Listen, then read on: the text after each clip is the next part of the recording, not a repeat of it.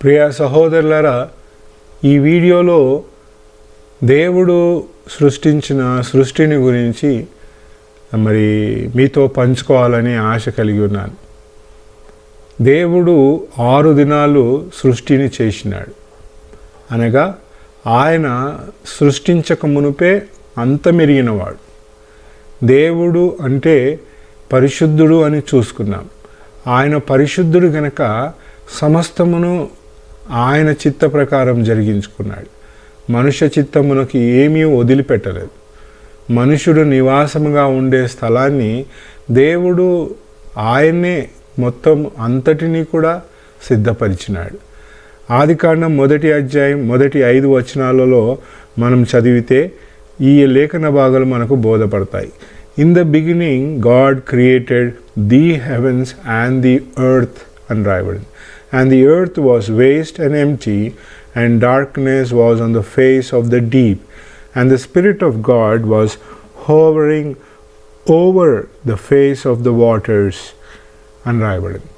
ఆదియందు దేవుడు అని తెలుగులో ఉంది, కానీ ఎలాగూ ఈ తర్జుమ రావాలి అంటే దేవుడు ఆదియందు అని రావాలి.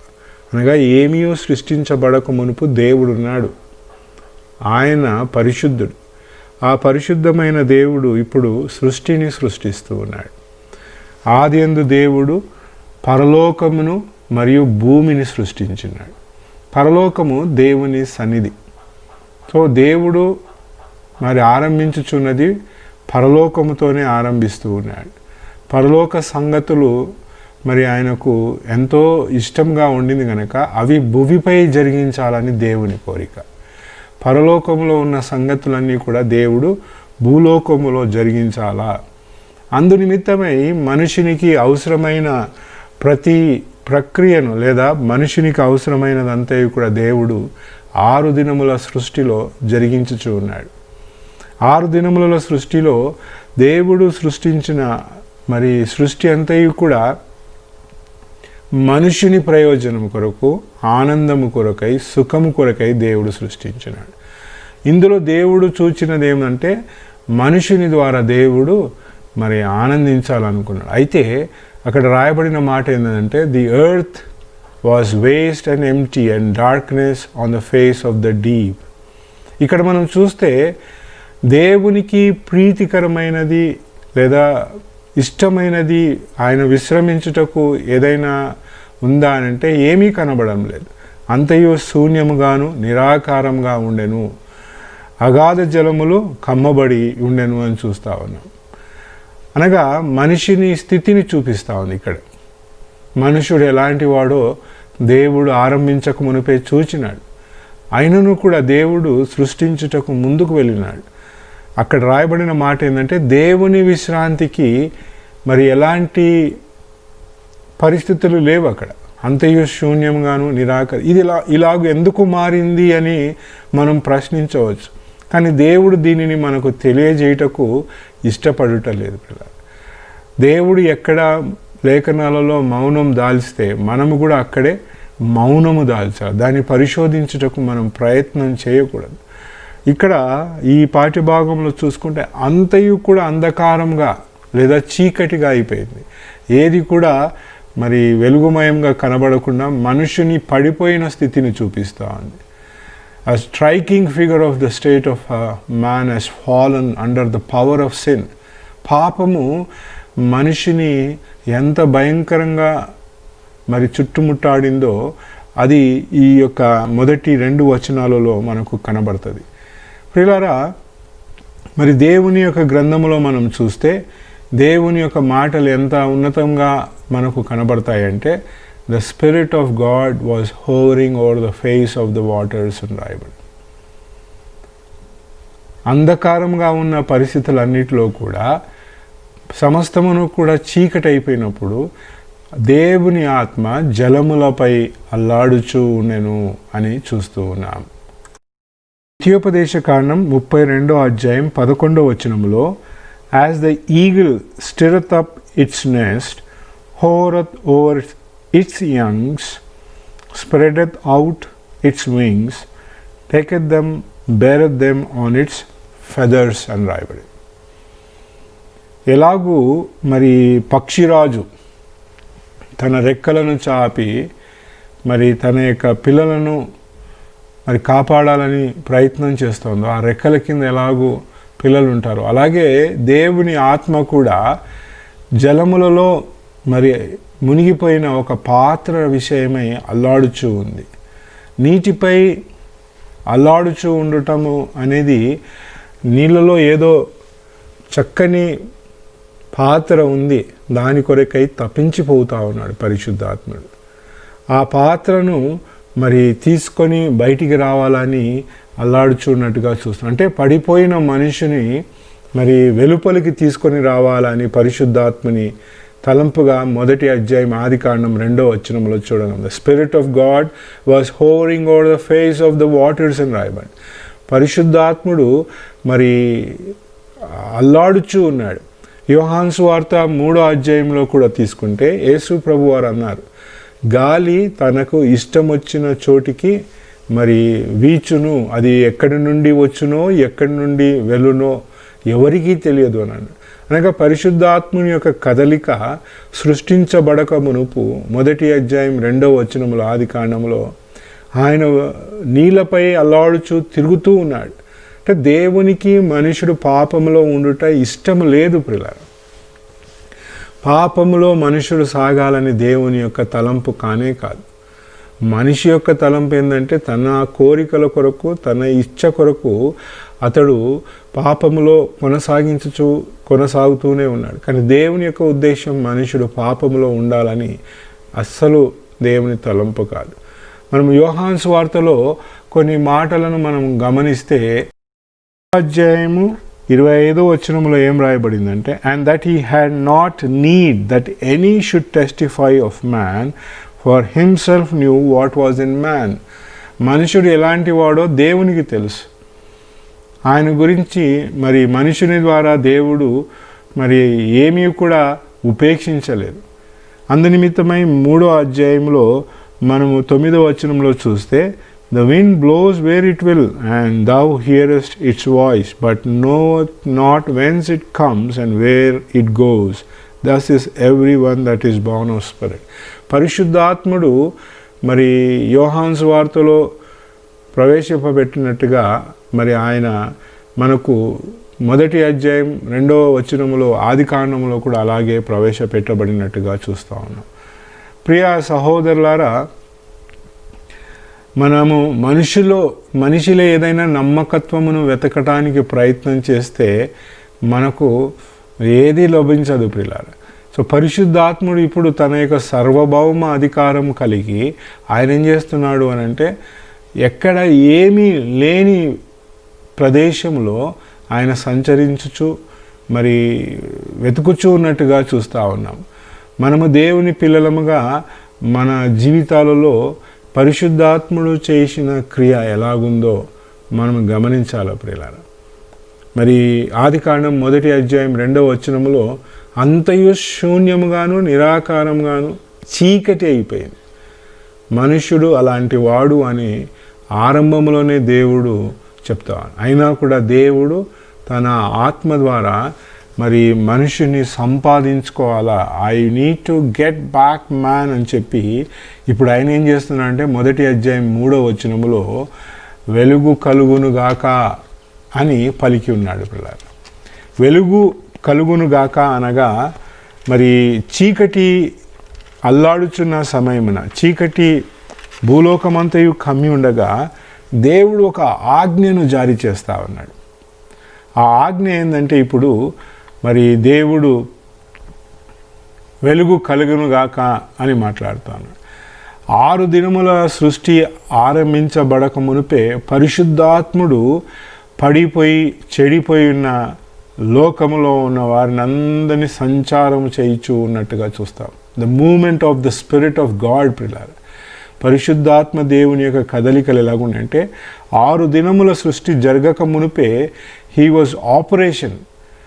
ఆయన ఎలాగ ఆపరేట్ చేస్తూ ఉన్నాడు అని అంటే, మొదటి 2 వచనాలలో మనం తీసుకుంటే ఎంత సమయము ఆయన అలాగ అల్లాడుచూ ఉండినాడు, అని కూడా మనం ఆలోచించవచ్చు. ఈనాడు శాస్త్రవేత్తలు అంటున్నారు మన భూలోకం సృష్టించి కొన్ని వేల కోట్ల సంవత్సరాలు అయి ఉంటుంది అని అంటారు.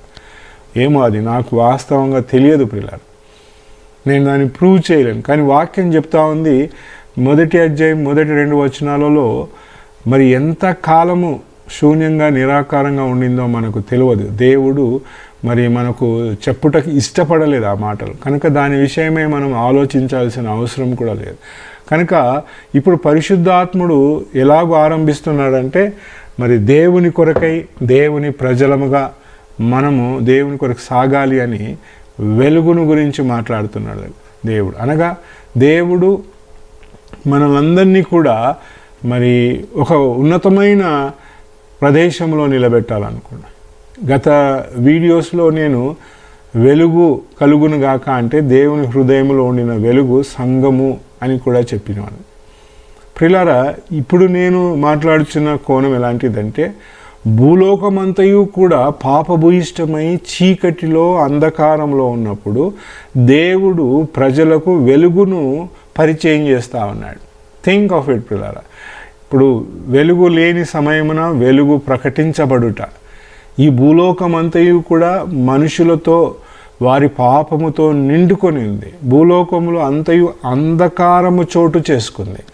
అంధకారము చోటు చేసుకున్న ఈ సమయమున దేవుడు ఇప్పుడు ఏం పలుకుతున్నాడు అని అంటే మరి వెలుగును గురించి మాట్లాడుతున్నాడు. రోమాపత్రికలో మనం చూస్తే there is not one that seek after God, there is no one fear of God before their eyes అని రాయబడి. రోమాపత్రిక 3వ అధ్యాయం 10వ వచనం నుండి 18వ వచనం వరకు చదివితే దేవుడును మరిచిన జనాలు, దేవుడును ఇష్టపడని జనాలు, దేవుడు అంటే ప్రేమ లేనటువంటి వారు, దేవుణ్ణి తృణీకరించిన వారు. రోమాపత్రిక 1వ అధ్యాయం 2వ అధ్యాయంలో చదివితే మనుషుడు మరి దేవునిని అవమానపరిచినాడు అని రాయబడింది. కనబడిన వాటన్నిటినీ కూడా మనుషుడు చూసి దేవుడు అని మ్రొక్కినాడు. అందంగా ఉన్నవాడు నేను అందగాన్ని కనుక నేనే దేవుణ్ణి అని అన్నాడు.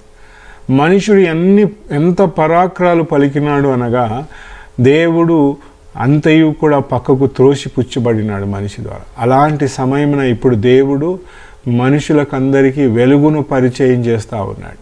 గాడ్ కమాండ్స్ నౌ ప్రియులారా. ఎలాంటి అంధకారపు స్థితిలో మనుషులు ఉన్నారు అని అంటే వెలుగును గురించి మాట్లాడుకోగలిగే ప్రస్తావనే లేనటువంటి ప్రజల మధ్య God now says let there be light. దేవుడు చీకటి హృదయాలలో అంధకారపు హృదయాలలో తన సువార్తను యేసు ప్రభువును గురించి తెలియజేసి వెలుగును ప్రకటించాలనుకుంటున్నాడు. మనుషుడు పాపంలో ఉన్నాడు గనక మరి ఆత్మ ద్వారా ఒక కొత్త జన్మను పొందాలని దేవుడు వెలుగును ప్రకటిస్తూ ఉన్నాడు. And when the light of God is brought, మనుషుడు ఏం చేస్తూ ఉన్నాడు, దాన్ని కూడా తృణీకరిస్తూ ఉన్నాడు. దేవుడు వెలుగును ప్రవేశపెడుతుండగా మనుషుడు దాన్ని స్వీకరించినాడా? లేదు. ఈనాడు అనేకులు దానిని మరి విసర్జిస్తూ ఉన్నాడు. ఉదాహరణకు ఒక చక్కని మరి ఉదాహరణ మీకు చెప్పాలి. ఫోటోగ్రాఫర్ తాను ఫోటో తీసిన తర్వాత ఆ ఫిలింని తీసుకొని ఒక సొల్యూషన్లో ఒక పానీయంలో దానిని పెట్టి మరి మృదువైన వెలుగులో ఆ చిత్రపటాన్ని బయటికి తీసుకొని రావాలి అని ఇష్టపడతాడు. ఆ మృదువైన వెలుగే దైవికమైన వెలుగు ప్రియులారా. దైవికమైన వెలుగు మనుషులకు ఎలాగూ ప్రకటించబడింది అని అంటే మృదుత్వముతో కూడినది. అందుకే యేసు ప్రభు భూలోకంలోనికి వచ్చినప్పుడు ఆయన పలికిన మాటలు ఎలాగున్నాయంటే మృదుత్వం, కృపగలిగిన మాటలు ఆయన నోటిలో నుండి బయటికి వచ్చినాయి అని చూస్తాం. దేవుడు చీకటిమయమై ఉన్న ఈ లోకమునకు మరి యేసు ప్రభువును పరిచయం చేస్తూ ఉన్నాడు. యేసు ప్రభు తన పరిచర్యను ఆరంభించుటకు బాప్తిస్మము తీసుకున్నకు యోర్దాను నదిలోనికి వచ్చినప్పుడు పరలోకం నుండి ఒక స్వరం వినబడింది. ఆ స్వరం ఏమనగా, ఈయన నా ప్రియకుమారుడు, ఈయన యందు నేను ఆనందించుచున్నానని దేవుడు మాట్లాడు. God is commanding light and that light is been produced, లేదా ఆ వెలుగు ఇప్పుడు పరిచయం చేయబడతా ఉంది. మనుషులందరికీ యేసు ప్రభు వెలుగుగా కనబడినాడు. యోహాను సువార్త 1వ అధ్యాయం 14 వచనాలు చదివితే, దేవుడు ఆదియందు వాక్యముండెను, ఆ వాక్యము దేవుడై ఉండెను, ఆ వాక్యము సత్యస్వరూపిగా మన మధ్య నివసించెను అని చూస్తాను. అంధకారములో ఉన్న వారికి వెలుగు కనబడెను అని చూస్తున్నాం. సో దేవుడు చీకటి ప్రపంచానికి యేసు ప్రభును తీసుకొచ్చి పరిచయం చేస్తూ ఉన్నాడు. అండ్ దట్ లైట్ లోకంలో ఉన్న మనుషులందరినీ కూడా వెలిగించుచు మరి ముందుకు సాగిన పిల్లలు. మొదటి దినమున దేవుడు on the first day God said let there be light and there was light పిల్లలు. చీకటి ప్రపంచానికి దేవుడు యేసు ప్రభువును తీసుకొచ్చి ముందు పెట్టినాడు పిల్లలు. ఆయన ఈ లోకమంతటికీ కూడా వెలుగుగా కనబడినాడు. ఈయనను గురించి పాత నిబంధన గ్రంథంలో చూస్తే, పాత నిబంధన గ్రంథపు భక్తులందరూ కూడా ఈ వెలుగు కొరకు ఎదురు చూచినారు. ఎలాంటి వెలుగు అంటే నిజమైన వెలుగు. ఆ వెలుగు కొరకు మరి 4000 సంవత్సరాలు ఎదురు చూచినారు. పాత నిబంధన గ్రంథంలో ఉన్న భక్తులకి అందరికీ ఈ వెలుగు వాగ్దానపు వెలుగుగా చెప్పబడింది. వీరు ఎదురు చూచిన ఈ వెలుగు మరి వారికి 4000 సంవత్సరాలు పట్టింది ఆ వెలుగును చూడాలి. అయితే ఇప్పుడు యేసు ప్రభు వచ్చినాడు, చనిపోయినాడు, తిరిగి లేచినాడు, మహిమపరచబడి దేవుని కుడిపార్శ్వమున ఉన్నాడు. ఇది ఒక సంపూర్ణమైన దినమును గురించి తెలియజేస్తూ ఉంది. And being glorified at God's right hand there is perfect day. దేవుడు ఆరంభించిన ఈ యొక్క దినమును ఎలాగుంది అని అంటే, చీకట్లో నుండి దేవుడు వెలుగును తీసుకొచ్చినాడు. It is the God who spoke that out of darkness light should shine, who has shone in our hearts for the shining forth of the knowledge of the glory of God in the face of Jesus Christ. 2 కొరింథీ పత్రిక 4వ అధ్యాయం 6వ వచనంలో చెప్పబడింది. ఇంకొక మాట ఎలాగ చెప్పింది, that is the full glory of light but the light was good from the very out set. How good, ఎంత గొప్పగా ఈ వెలుగుండిందంటే, ఆదికాండం 3వ అధ్యాయం 15వ వచనంలో చెప్పబడిన మాట చూస్తే, దేవుడు ప్రవేశపెట్టిన వెలుగు మరి వాగ్దానపూరితమైనదిగా ఉండింది. ఆదికాండం 22వ అధ్యాయం 18వ వచనమును, ఆదికాండం 3వ అధ్యాయం 15వ వచనమును మనము పోల్చి చూస్తే, దేవుడు వెలుగును ప్రవేశపెట్టినాడు.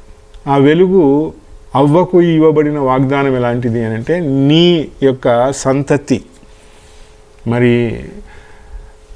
నీ సంతతిలో లోక ప్రజలందరూ కూడా ఆశీర్వదించబడతారు అనే వెలుగును దేవుడు ప్రవేశపెట్టినాడు. ఆ వెలుగు ప్రవేశపెట్టబడిన ఆ వెలుగు, ఈ లోకమునకు పరిచయం చేయబడిన ఆ వెలుగు యేసు ప్రభువు. యేసు ప్రభు ఆయన దేవుడు సుమి.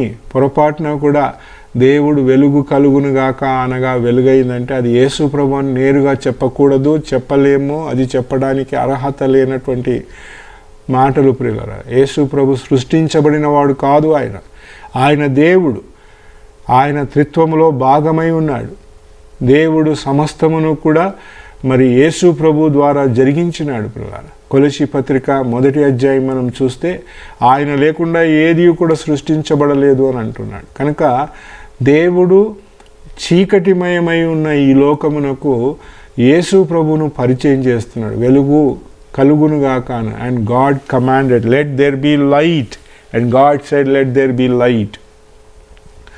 వెలుగును దేవుడు ప్రవేశపెట్టినాడే కానీ యేసు ప్రభు సృష్టించబడిన వాడు అని మనం మాట్లాడుటకు అర్హత లేదు ప్రియులారా. ఎవరు కూడా చెప్పలేరు అది, ఎందుకనగా ఆయన దేవుడు. సో దేవుడు when light was brought in, God divided the light and the darkness. దేవుడు వెలుగును తీసుకొని వచ్చి ప్రవేశపెట్టినప్పుడు అక్కడ చీకటికి వెలుగుకు ఏమొచ్చిందంట, ప్రత్యేకత, అంటే వేరు, division, the line of separation ప్రియులారా. వెలుగునకు చీకటికి ఉన్న వ్యత్యాసము స్పష్టంగా బయలుపడింది. ఇది దేవుని మనసులో ఉండిన ప్రాథమిక సూత్రం ప్రియులారా. This is a fundamental principle. Light and darkness can no longer go together. చీకటియు వెలుగు రెండు కలిసి ప్రయాణం చేయలేదు. ఇది దేవుని మొట్టమొదటి ప్రాథమిక సూత్రమై ఉంది. యేసు ప్రభువును దేవుడు లోకములో ప్రవేశపెట్టగానే చీకటి దూరంగా వెళ్ళిపోయింది. వెలుగును అనుకున్న వారందరూ కూడా యేసు ప్రభువు నందు విశ్వాసం ఉంచి ఆయనను వెంబడించినారు. చీకట్లో ఉండాలనుకున్న వారందరూ కూడా ఆయనలో నేరాలను, తప్పులను ఆయనను మరి శిక్షించాలని, చంపాలని ప్రయత్నం చేసినారు. ఈనాడు కూడా యేసు ప్రభువును నమ్మిన వారందరూ కూడా వెలుగులో నడిచేవారు. వెలుగును అంగీకరించని వాడు చీకట్లో ఉన్నాడు. సో దేవుని పిల్లలమైన మనము వెలుగులో ఉన్నాం. యేసు ప్రభువును నమ్మిన ప్రతి వ్యక్తి దేవుడు పరిచయం చేసిన వెలుగులో నడవాలి. అనగా యేసు ప్రభువును అనుసరించి ఆయనను మాదిరిగా చేసుకొని నడవాలి. యేసు ప్రభు మన అందరి కొరకై మాదిరి అయి ఉన్నాడు. ఇలాంటి వెలుగులో ఇప్పుడు మనమందరమును కూడా చీకటి నుండి వేరు కావాలి. అందుకే పౌలు కొరింథీయులకు రాస్తున్న పత్రికలో 2 కొరింథీ పత్రిక 6వ అధ్యాయము 14-15 వచనంలో ఏమన్నాడంటే, అవిశ్వాసులతో జోడుగా ఉండకండి, నీతికి దుర్నీతితో ఏమి సాంగత్యము, చీకటికిని వెలుగునకు ఎట్టి సహవాసము, క్రీస్తునకు బెలియాలకు ఏమి సంబంధము. మరి అవిశ్వాసితో విశ్వాసికి పాలెక్కడా అని మాట్లాడుతున్నాడు. సో దేవుడు ఆదిలో ఆయన చీకటిని మరి and there was light and God saw the light and that it was good and God divided between the light and the darkness and రాయబడి. దేవుడు వెలుగును మంచిదిగా చూచినాడు. యేసు ప్రభువును చూచినప్పుడు దేవుడు ఎంత ఆనందించినాడు. భూలోకమంతా కూడా యేసు ప్రభువును చూచి ఆనందించిందో లేదు, కానీ దేవుడు మాత్రం పరలోకము నుండి యేసు ప్రభువును చూచి ఆనందించినాడు. ఇప్పుడు యేసు ప్రభువునందు నమ్మిక ఉంచిన వారిలో కూడా దేవుని ఆనందం ఉంది. కానీ మనం ఖచ్చితంగా వ్యత్యాసమును కలిగి ఈ భూలోకంలో సాగాలి. విశ్వాసికి అవిశ్వాసికి పాలే లేదు. దేవుని నమ్మిన పిల్లలకును అవిశ్వాసులకు ఎలాంటి సంబంధం లేదు. ఈ భూలోకంలో మనం జీవించుచున్నాం. అయితే అవిశ్వాసులతో సాంగత్యం చేయాల్సిన అవసరం మనకు లేదు. మన పనులు ఎంత మటుకు మనం దేవుని కొరకు జరిగించాలో, దేవుని కొరకు మనము మరి సాగాలో, ఈ లోకంలో అన్యులతో మనం సాగాల, కానీ వారితో మనకు ఎలాంటి సంబంధాలు లేవు పిల్లలు. సో చీకటి వెలుగు దేవుడు ఇప్పుడు వేరుపరిచినాడు. యెషయా గ్రంథం 5వ అధ్యాయం 20వ వచనములో ఒక మాట ఇలాగూ రాయబడింది, వో unto them that call evil good and good evil, who put darkness for light and light for darkness అని రాయబడింది. ప్రజలు ఎలాంటి వారంట, చెడును మంచిగా పిలిచేవారు, మంచి దానిని చెడుగా పిలుస్తారని రాయబడింది. సో దేవుడు అలాగూ పిలవడం లేదు. చీకటిని చీకటి అంటా ఉన్నాడు, వెలుగును వెలుగు అంటున్నాడు. ప్రభువును నమ్మినవాడు వెలుగు సంబంధి, ప్రభువును నమ్మడివాడు చీకటి. And God called the light day and the darkness he called night అని రాయబడింది. యేసుక్రీస్తు ప్రభు ఈ భూలోకంలో మన హృదయాల్లో ప్రకాశించినప్పుడు మనలో ఉన్న చీకటి అంతా కూడా వెళ్ళిపోయింది. As Christ becomes light to our hearts, we discern that whatever is not according to Christ is darkness. Kristu మన హృదయంలో ప్రకాశించినప్పుడు క్రీస్తునకు సంబంధించినవి అనగా ఆయనకు చెందనివి ఏవైనా ఉన్నా అవన్నీ కూడా అంధకారం అని మనం గుర్తెట్టుకోవాలి. ఈ లోకము యేసు ప్రభువును తృణీకరించింది, ఈ లోకము ఆయనను విసర్జించింది. చీకటి ఆయనను అంగీకరించలేదు. ఒక రోజు రాబోతూ ఉంది, ప్రపంచమంతయు కూడా భూలోకమంతయు కూడా ఆయనను స్వీకరించబోతా ఉంది. పిల్లలు, నీవు నేను ఈ భూలోకములో వెలుగు సంబంధములుగా జీవించాలి. దేవుడు వెలుగు కలుగునుగా కానగా వెలుగు ప్రకటించబడింది. పిల్లలు, దేవుని ప్రజలముగా మనమందరమును కూడా దేవుని కొరకు మరి వెలుగు సంబంధులుగా మనం సాగాలి. పిల్లలు, సాగినప్పుడే దేవుడు మన ద్వారా మనం చేసే ప్రతి పని ద్వారా ఆనందిస్తాడు. సో మరి దేవుడు మరి ఈ యొక్క మొదటి సృష్టిలో దేవుడు సృష్టించాడు. God called the light day and the darkness night and there was evening and morning అని రాయబడింది. ఈవినింగ్ అండ్ మార్నింగ్ అని రాయబడింది. అనగా దేవుని దృష్టిలో ప్రతి ఒక్కరము కూడా మనం ఒక సాయంకాలం కలిగి, దేవుడు ఉదయంతో ఆరంభించడంలే. And there was evening and morning అని రాయబడింది. అనగా దేవుడు చూచినదంతా ఎలాగుంది అని అంటే, ఆయన మన జీవితాల్లో సాయంకాలపు అనుభూతులను కోరుతూ ఉన్నాడు. ఉదయం నుండి సాయంకాలం వరకు నువ్వు ఎలాగున్నావు, హౌ ఆర్ యూ, సాయంకాలం వచ్చిన తర్వాతనే నీ జీవితంలో ఇంకొక ఉదయకాలమును చూడగలవు. సో దేవుడు సాయంకాలంతో ఆరంభిస్తూ ఉన్నాడు. సాయంకాలం అనేది మన జీవితంలో మనం అనుభవించిన మరి అనుభవాలన్నింటినీ తెలుపుతూ ఉంది. అందుకే దేవుడు మరి ఆ దినమున వెలుగు చీకటి అని ఆ వ్యత్యాసమును తీసుకొచ్చి మనలందరినీ కూడా దేవుడు మరి వెలుగు సంబంధులుగా నిలబడి మనల్ని దేవుడు గణపరచాలని అనుకుంటున్నాడు. సో దేవుడు లెట్ దేర్ బి లైట్ అని మాట్లాడినప్పుడు 2 కొరింథీ పత్రిక 4వ అధ్యాయంలో చక్కని వెలుగు మనకు అక్కడ కనబడుతుంది పిల్లలు. దేవుడు మరి లెట్ దేర్ బి లైట్ అని ప్రవేశపెడతా ఉన్నాడు. ఇదే మాటను లూకాసు వార్త 15వ అధ్యాయం 22వ వచనంలో ఉంది. ఆ కుమారుడు ఇంటికి తిరిగి రాగా ఆ కుమారుడు తండ్రి ఇంటిలో నుండి వచ్చే ఆస్తినంతటినీ తీసుకున్నాడు. దూరదేశమును పోయి చెడు వ్యాపారం చేసి అంత నష్టపోయిన ఆ కుమారుడు పాపభూయిష్టమైన లోకంలో తన యొక్క జీవితమునంతటిని గడిపి మారు మనసు పొందే గడియ వచ్చినప్పుడు ఆయన అంటా ఉన్నాడు, నేను ఇక్కడైతే ఆహారమునకు చనిపోవచ్చు ఉన్నాను, ఇక్కడ కరువు ఉంది కనుక నేను లేచి నా తండ్రి ఇంటికి వెళ్తాను, అక్కడ సమృద్ధి అయిన ఆహారం ఉంది.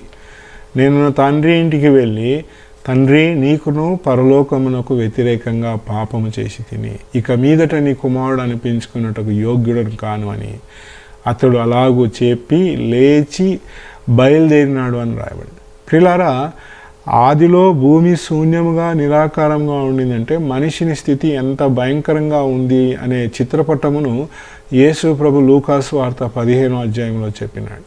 ఆ కుమారుడు తండ్రి ఇంటి నుండి ఎంత దూరంగా పోయినాడు అని అంటే ఆ దూరమును కొలవలేవు, ఏ స్కేల్ పెట్టి మెజర్ చేయలేము, ఏ టేప్ పెట్టి ఆ దూరం ఎంతనో చెప్పలేము. ఎన్ని కిలోమీటర్ల దూరం పోయింటాడు ఆ కుమారుడు తండ్రి దగ్గర నుంచి? శూన్యంగా నిరాకారంగా మారిపోయింది. దేవుని ఆత్మ అల్లాడుచూ ఉంది. దేవుని ఆత్మ జలములపై ఎంత దూరం ఉన్నాడు మనుషుడు అంటే దాని యొక్క దూరమును ఏ నరుడు కొలవలేడు. పిల్లలు, నీ పాపము నిన్ను దేవుని దగ్గర నుండి అంత దూరముగా నిన్ను తీసుకొని వెళ్ళింది. ఆ సమయమున దేవుడు ఇప్పుడు ఏమంటున్నాడంటే చీకటి లోకమునకు దేవుడు, అంధకార మరి లోకమునకు, పాపభూయిష్టమైన లోకమునకు దేవుడు వెలుగును ప్రవేశపెడతాడు. ఈ కుమారుడు కూడా మరి తప్పిపోయిన కుమారుడు లూకాసు వార్త 15వ అధ్యాయంలో తిరిగి వచ్చినప్పుడు అతడు వచ్చి తండ్రి ఎదుట నిలబడి మరి మాట్లాడక మునిపే అతనిని ముద్దు పెట్టుకున్నాడు అని రాయబడి.